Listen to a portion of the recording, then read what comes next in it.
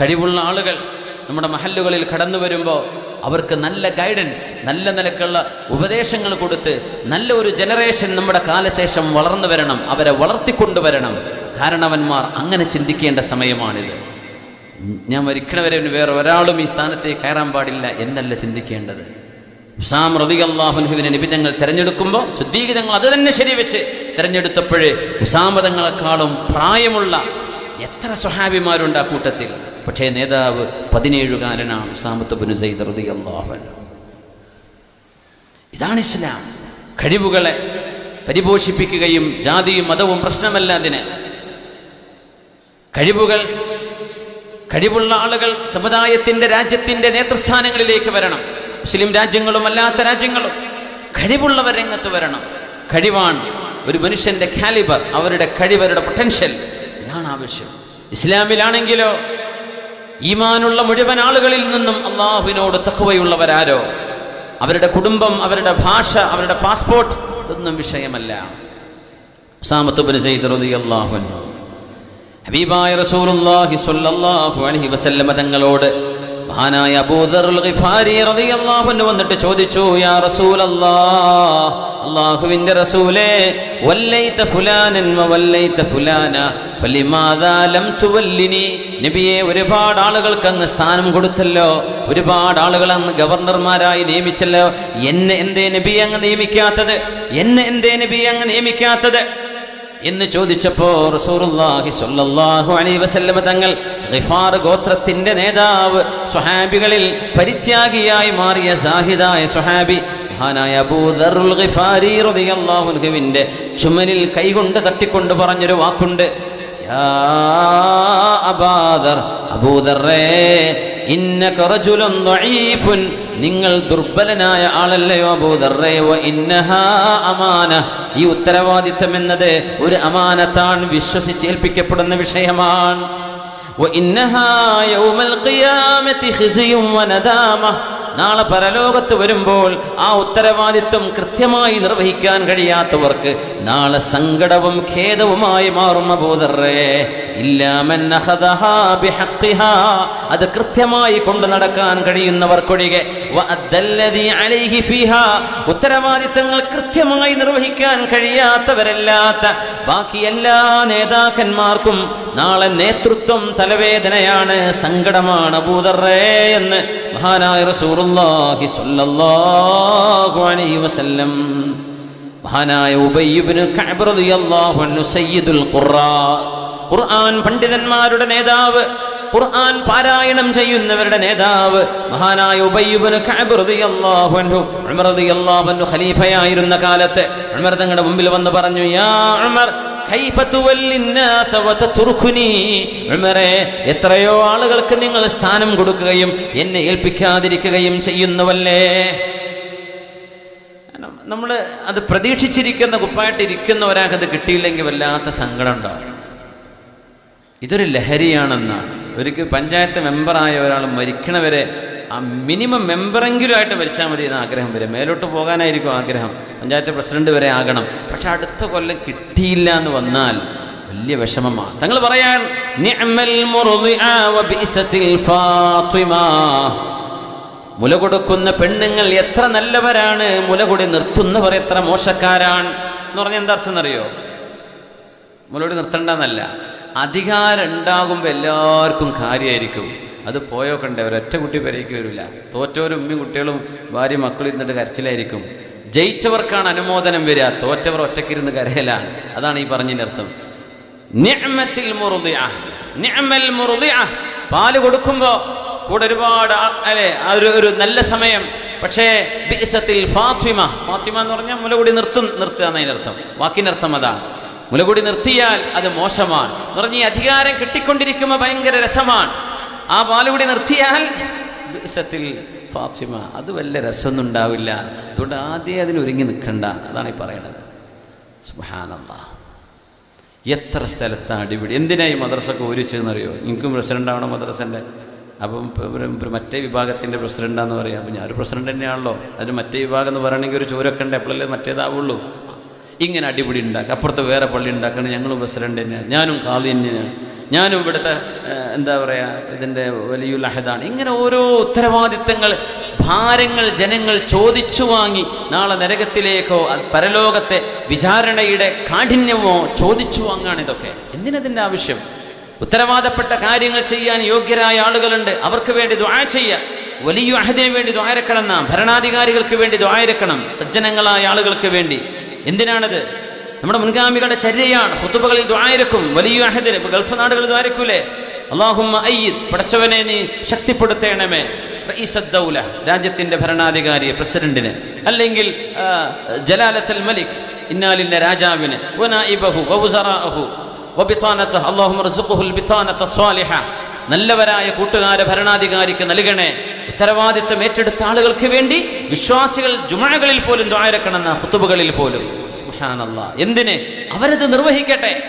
നമ്മളെ കൊണ്ടത് പറ്റില്ല, അവരൊക്കെ അള്ളാഹു അതിനൊക്കെ യോഗ്യത കൊടുത്തവരല്ലേ, അവരെ നടത്തട്ടെ, അതിനെ ശക്തിപ്പെടുത്തുക നമ്മൾ എന്ന് ചിന്തിച്ചാൽ എത്രയധികം ഒച്ചപ്പാടുകൾ നാടുകൾ ഒഴിവാക്കാൻ കഴിയുമായിരുന്നു, എത്ര അടിപിടി കേസുകൾ ഒഴിവാകുമായിരുന്നു, എത്രയെല്ലാം വിഘടനങ്ങൾ ഒഴിവായി പോകുമായിരുന്നു. അധികാരമോഹം കൊണ്ടല്ലേ ഇതൊക്കെ ഉണ്ടായത്. അള്ളാഹു കാര്യങ്ങൾ മനസ്സിലാക്കാൻ തൗഫീഖ് നൽകട്ടെ.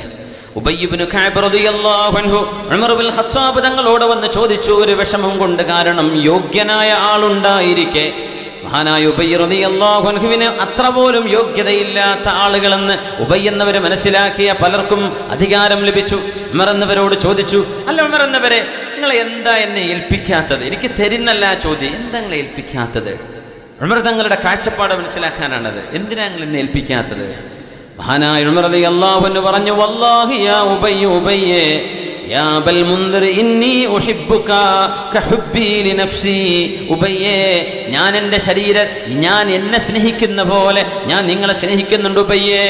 വലാകിൻ തറക്തുക മിനൽ ഇംറ, ഞാൻ ഈ അധികാരം നിങ്ങളെ ഏൽപ്പിക്കാതിരിക്കുന്നത് അല്ല ഉദന്നിസ ഈമാനക, നിങ്ങളുടെ ഈമാൻ മലിനമായി പോവാതിരിക്കാനാണ്, നിങ്ങളുടെ വിശ്വാസം മലിനമാവാതിരിക്കാനാണ് ഉബയ്യേ നിങ്ങളെ ഞാൻ ഇത് ഏൽപ്പിക്കാത്തത് എന്ന് മഹാനായ ഉമർ ഇബ്നുൽ ഖത്താബ് റളിയല്ലാഹു അൻഹു പിന്നീട് മരണം വരെ മഹാനായ ഉമർ എന്നവരെ മഹാനായ ഉബയ്യ് എന്നവരെ ഒരു അധികാരവും ഏറ്റെടുത്തിട്ടില്ല എന്നാണ് ചരിത്രം.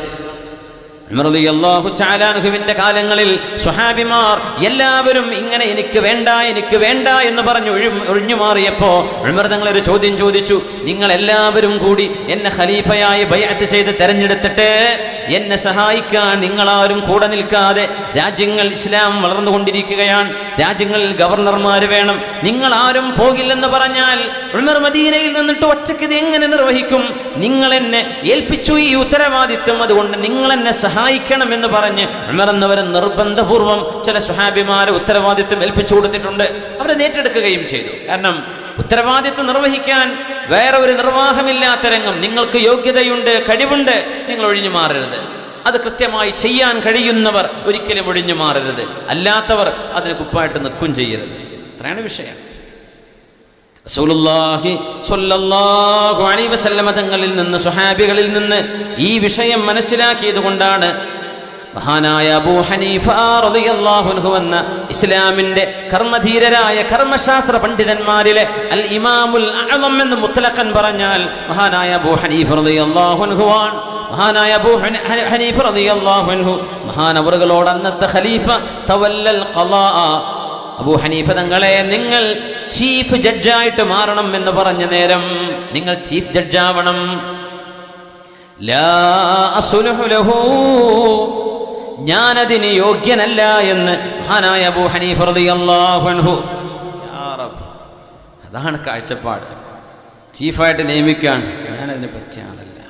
ആ ഒരു വാക്ക് തവല്ലൽ ഖളാ, നിങ്ങൾ ഈ ഉമ്മത്തിന് വേണ്ടി ഇറാഖിന്റെ ചീഫ് ജഡ്ജാവണം എന്നാണ് പറയുന്നത്. നിങ്ങളായിരിക്കണം ഇവിടെ ഫത്വ കൊടുക്കേണ്ടത്, നിങ്ങളാണ് വിധി നിർണയം നടത്തേണ്ടത്. അബൂ ഹനീഫ റളിയല്ലാഹു അൻഹു ആണെങ്കിലോ സയ്യിദു അസ്ഹാബിർ റഅയ്, മഹാനായ അബൂ ഹനീഫ റളിയല്ലാഹു അൻഹു മദ്ഹബിന്റെ ഇമാമാണ്, പ്രഗൽഭനായ പണ്ഡിതനാണ്, വളരെ വളരെ കൂർമ്മ ബുദ്ധിയുള്ള മഹാനാണ്. ലാ അസ്ലുഹു ലഹു, രാജ്യത്തിന്റെ സുപ്രീം ജഡ്ജാവാൻ എന്നെ കൊണ്ട് ഞാനതിന് പറ്റിയ ആളല്ല. ആര് മറുപടി പറഞ്ഞു? അബൂ ഹനീഫ റളിയല്ലാഹു അൻഹു, ഹനഫി മദ്ഹബിന്റെ ഇമാം. ഞാനതിന് പറ്റിയ ആളല്ല. അതൊക്കെ ഹിജ്റയുടെ 3-ാം നൂറ്റാണ്ടുകളിൽ കഴിഞ്ഞു പോയ മഹാന്മാരാ. ഖൈറുൽ ഖുറൂനിൽ കഴിഞ്ഞു പോയവർ. ഞാനതിന് ഇന്നെ പറ്റില്ലല്ലോ, അതിന് അബൂ ഹനീഫ തങ്ങളെ പറ്റില്ലെങ്കിൽ പിന്നെ ആരെയാണ് അതിന് പറ്റിയ ലോകത്ത്? അബൂ ഹനീഫ റളിയല്ലാഹു കുല്ലുൽ ഫുഖഹാഇ ഇയാലുൽ അബീ ഹനീഫ. എല്ലാ പണ്ഡിതന്മാരും ഫിഖ് പണ്ഡിതന്മാരും അബൂ ഹനീഫ തങ്ങളുടെ ആശ്രിതരാണ് എന്ന് മഹാന്മാർ പറയുമായിരുന്നു. ഫിഖ് പഠിക്കാനുള്ള യോഗ്യതയും പഠിപ്പിക്കാനുള്ള എല്ലാവിധ കഴിവും സ്വലാഹിയത്തും ഉണ്ടായിരുന്ന കർമ്മശാസ്ത്ര പണ്ഡിതൻ അബൂ ഹനീഫ റളിയല്ലാഹു അൻഹു. ഞാനതിനെ പറ്റിയ ആളല്ല. അസ്ലുഹു ലഹു. അപ്പൊ ഖലീഫ പറഞ്ഞു, അൻത കാദിബ്, നിങ്ങളെന്താ നുണ പറയണോ എന്ന് ചോദിച്ചു. ഇന്നതിനെ പറ്റില്ല എന്ന് പറഞ്ഞപ്പോൾ ഖലീഫയുടെ മറുപടി, നിങ്ങളെന്താ കളവ് പറയാണോ? അപ്പൊ അബൂ ഹനീഫ തങ്ങൾ നല്ല ബുദ്ധിയുള്ള മഹാനാ, പറഞ്ഞു, കൈഫ തുവല്ലി കാദിബൻ, നുണ പറയുന്ന ആളെ പിന്നെ എങ്ങനെയാ നിങ്ങൾ ഖലീഫ, നിങ്ങൾ ചീഫ് ജഡ്ജ് ആക്കുക? നുണ പറയുന്ന ആളതിന് പറ്റൂലല്ലോ. ഞാൻ നുണ പറഞ്ഞു എന്നല്ലേ നിങ്ങൾ പറയണത്? ഞാൻ സത്യം പറഞ്ഞു ഇന്നെ പറ്റൂല, അപ്പൊ എന്നെ പറ്റൂലാൻ തന്നെ. ഞാനീ പറഞ്ഞ നുണയാണെങ്കിൽ നുണ പറയുന്ന ആളെ പരിപാടി ഏൽപ്പിക്കാൻ പറ്റൂലല്ലോ. എന്നെ ഒഴിവാക്കി തന്നിക്കെന്ന് പറഞ്ഞു. സുബ്ഹാനല്ലാഹ്. അതാണ് പണ്ഡിത ലോകം. ഉപ്പാടാൻ വേണ്ടി കാത്തിക്കല്ല, എനിക്ക് വേണ്ടാന്ന് പറഞ്ഞ് ഓടണം എന്നാണ്. അങ്ങനെയാണ്. പിന്നെ ഉത്തരവാദിത്തങ്ങൾ ഏറ്റെടുക്കാൻ മറ്റൊരാളില്ലാത്തൊരു ഘട്ടം. ജനങ്ങളെല്ലാവരുടെയും ഒരു ആഗ്രഹമാണ്, ജനങ്ങളുടെ എല്ലാവരുടെയും ഒരു തീരുമാനമാണ്. നിങ്ങളത് ഏറ്റെടുത്തേ പറ്റൂ. ആ ഒരു സഗറ് നികത്താൻ മറ്റൊരാളില്ല. നിർബന്ധപൂർവം ഏറ്റെടുക്കപ്പെടുകയാണ് എന്നല്ലാതെ അതിന് മോഹിച്ച് നടക്കാൻ പാടില്ല. സുബ്ഹാനല്ലാഹ്. ഇമാമുനാ മാലിക് റളിയല്ലാഹു തആല അൻഹു, ഇമാമു ദാരിൽ ഹിജ്റ, ലോകം കണ്ട പ്രഗൽഭനായ പണ്ഡിതൻ മാലികി മദ്ഹബിന്റെ ഇമാമിനോടും ഇതുപോലെ ഉത്തരവാദിത്തം ഏൽപ്പിക്കപ്പെട്ടപ്പോൾ വേണ്ടെന്ന് പറഞ്ഞിട്ടുണ്ട്. നമ്മുടെ മദ്ഹബിന്റെ ഇമാമുനാ മുഹമ്മദ് ഇബ്നു ഇദ്രീസ് ശാഫിഈ റഹ്മത്തുള്ളാഹി അലൈഹി, യമനിന്റെ ഭരണാധികാരി, യമനിന്റെ ചീഫ് ജഡ്ജായിട്ട് മഹാനവളെ നിയമിച്ചപ്പോൾ എനിക്കത് പറ്റില്ല, ഞാനത് ഏറ്റെടുക്കില്ല എന്ന് പറഞ്ഞതിൻ്റെ പേരിൽ കയ്യിലും കാലിലും ചങ്ങല വെച്ച് കപ്പലിലാക്കി ചെങ്കടലിലൂടെ ഈജിപ്തിന്റെ വഴികളിലൂടെ മഹാനവറുകളെ കപ്പലിൽ ബന്ദിയാക്കി കൊണ്ടുപോയിട്ടുണ്ട്. എന്തിനെന്നറിയോ? അധികാരം ഞാൻ ഏറ്റെടുക്കില്ല എന്ന് പറഞ്ഞിട്ട്, ഏറ്റെടുക്കില്ല എന്ന് പറഞ്ഞിട്ട് കയ്യും കാലും കെട്ടി പറഞ്ഞയച്ചു, നാട് കടത്തിച്ചു.